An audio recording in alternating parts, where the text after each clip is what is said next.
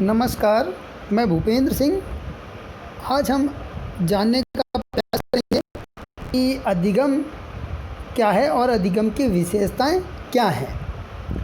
अधिगम को सीखना कहा जाता है, सीखने को ही अधिगम कहा जाता है। आंग्ल या अंग्रेजी भाषा में अधिगम का अर्थ होता है लर्निंग। जैसा कि ऑक्सफोर्ड यूनिवर्सिटी के अनुसार व्यक्तिगत अनुभव के परिणाम स्वरूप जो व्यवहार में परिवर्तन या संशोधन होता है उसी को अधिगम कहा जाता है। अधिगम या सीखना व्यक्तिगत अनुभवों की एक श्रृंखला से होने वाले व्यवहार में परिवर्तन को ही कहते हैं। जब एक जीव या ऑर्गेनिज्म अनुभव प्राप्त करता है और इस प्राप्त अनुभव के आधार पर अपने व्यवहार में परिवर्तन लाता है या परिवर्तन करता है तो इसे सीखना या अधिगम कहा जाता है। जैसा कि गेट्स और उनके साथियों ने अधिगम की परिभाषा देते हुए बताया है कि अनुभव के द्वारा व्यवहार में होने वाले परिवर्तन को सीखना या अधिगम कहते हैं। उसी प्रकार क्रो ने भी अपनी अधिगम की अलग ही परिभाषा दी है। उनके अनुसार सीखना आदतों यानी हैबिट्स, ज्ञान यानी नॉलेज और अभिवृत्ति यानी एटीट्यूड्स का अर्जन है, यानी अर्जन करना या अर्जित करना या कमाना है।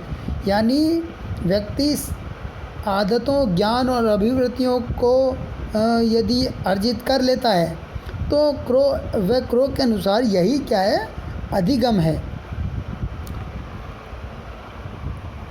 अब हम बात करेंगे कि जो अधिगम है उसकी क्या विशेषताएं होती हैं और किस प्रकार यह कार्य करता है। अधिगम की विशेषताएं। पहली विशेषता है कि जो अधिगम है वो स्वयं क्या है, एक प्रक्रिया है, ना कि किसी प्रक्रिया का परिणाम। यानी यह किसी प्रक्रिया का रिजल्ट या परिणाम नहीं है, बल्कि लर्निंग स्वयं क्या एक प्रक्रिया है।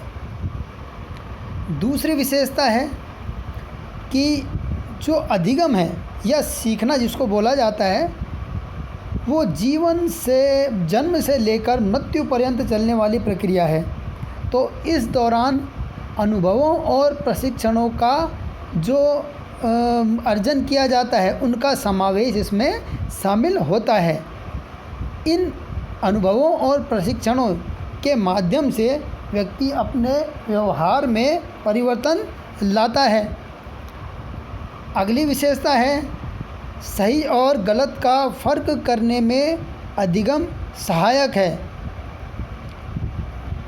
व्यक्ति सही और गलत दोनों प्रकार के व्यवहारों को अपने जीवन में अधिगम प्रक्रिया के दौरान अर्जित करता है और इस दौरान वह अपने व्यवहार के माध्यम से अपने जीवन का उत्थान और पतन की तरफ लेकर जाता है।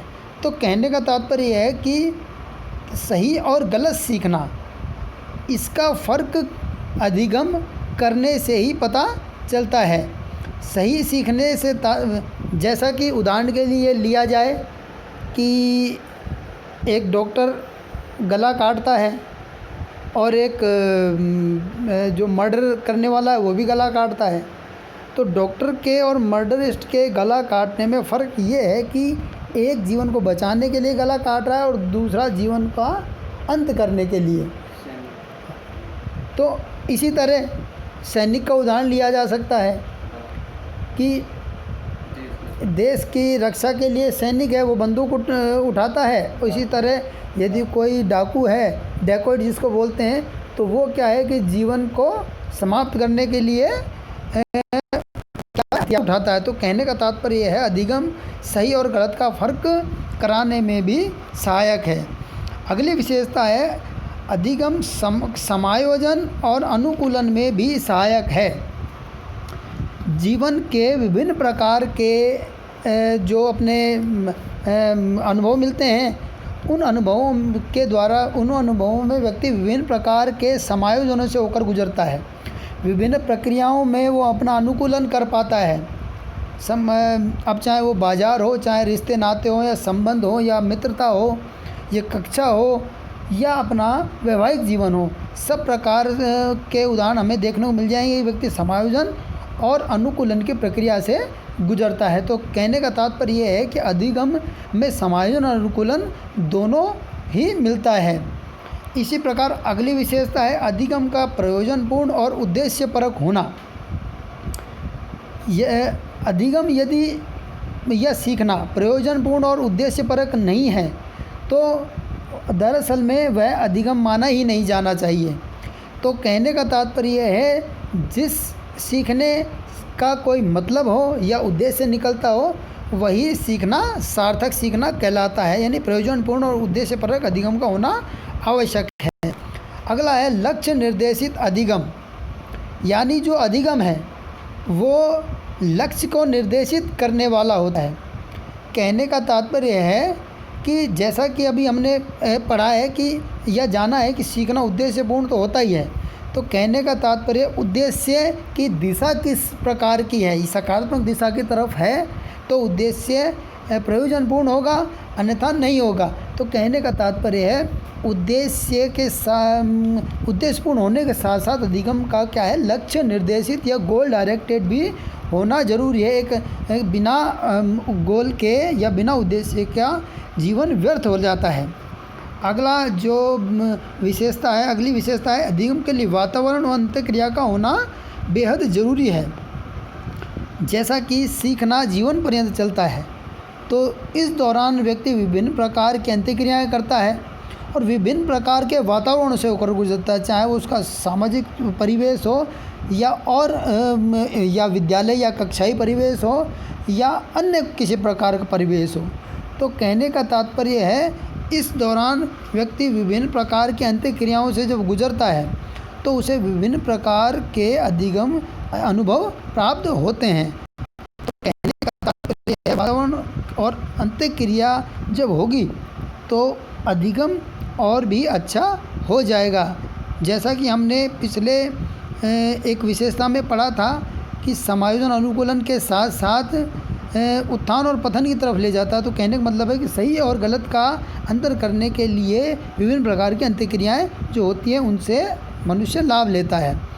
अगली विशेषता है अधिगम के द्वारा व्यवहार के जो 3 पक्ष होते हैं, ज्ञानात्मक, क्रियात्मक एवं भावात्मक, तो इन तीनों में परिवर्तन होता है। तो कहने का तात्पर्य है अधिगम के द्वारा चूँकि व्यक्ति के व्यवहार में परिवर्तन होता है और ये व्यवहार कहाँ से आते हैं, व्यक्ति के अनुभवों से। तो इन अनुभवों के माध्यम से व्यक्ति के ज्ञानात्मक, क्रियात्मक एवं भावात्मक तीनों पक्षों में आवश्यक परिवर्तन लाए जा सकते हैं या लाए जाते हैं।